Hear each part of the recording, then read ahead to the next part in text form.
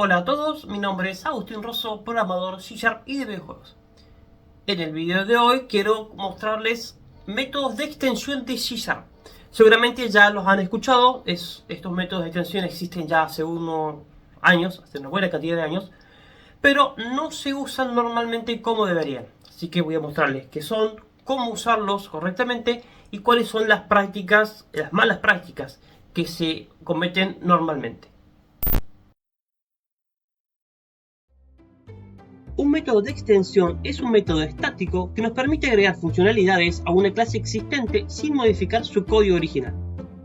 En otras palabras, podemos hacer que un objeto tenga nuevos métodos aunque esa clase no sea nuestra.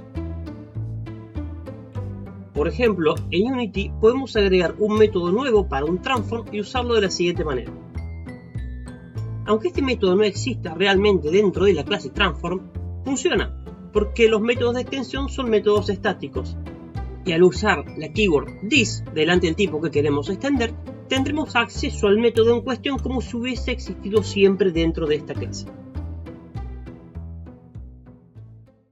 Algo importante que tienen que entender es que de esta manera no estamos modificando el código ni aplicando una herencia, simplemente estamos cambiando con esta función estática la manera en la cual se utiliza el código, haciéndolo más natural y mucho más fácil de leer.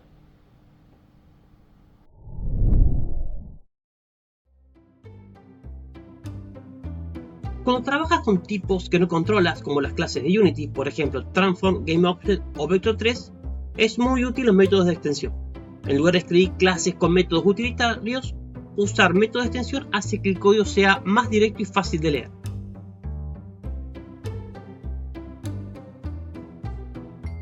Si la función es pequeña y la escribes muchas veces, convertirla en un método de extensión la estandarizaría y evitaría así código duplicado.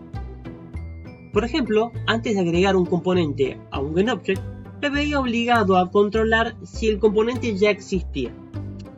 Ahora, agregándolo como un método de extensión, puedo centralizar esta validación y me evito así repetir la validación una y otra vez. Si una función siempre recibe el mismo tipo de objeto y lo único que hace es operar sobre él, probablemente tenga sentido convertirla en un método de extensión. Veamos este ejemplo. Lo único que hace esta función es modificar la posición en X del transform. No depende de ningún sistema de juego, no necesita información externa y tampoco tiene lógica especial. Simplemente toma el estado del objeto y lo modifica. La regla de oro que debes recordar sobre los métodos de extensión es que su lógica debe ser independiente a la lógica del proyecto en el que estés trabajando actualmente. Es decir, el método por sí mismo debería funcionar sin importar qué tipo de proyecto sea en el cual trabajes.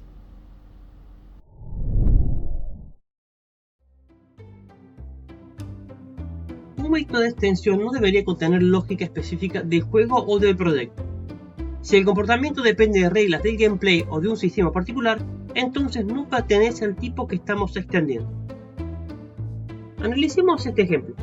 Aquí el problema es que un transform no tiene relación directa con recibir daño. Este comportamiento pertenece al sistema de combate, no al transform.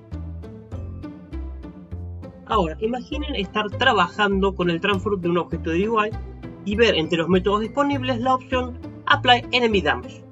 Díganme, ¿tendría sentido? Las extensiones deberían ser pequeñas y fáciles de entender. Si un método empieza a necesitar muchos datos externos o interactuar con varios sistemas, probablemente dejó de ser una buena extensión. Veamos por ejemplo este método. El método funciona perfectamente, no tiene lógica de juego y podría usarse en cualquier proyecto. Pero fíjense lo que pasa cuando lo utilizamos. Como pueden ver, no es un método sencillo del transform, es prácticamente un sistema completo de configuración. Cuando una extensión necesita demasiados parámetros, normalmente es una señal de que debería ser una clase o un helper especializado. Las mejores extensiones suelen necesitar muy poca información adicional, porque trabajan principalmente con el propio objeto.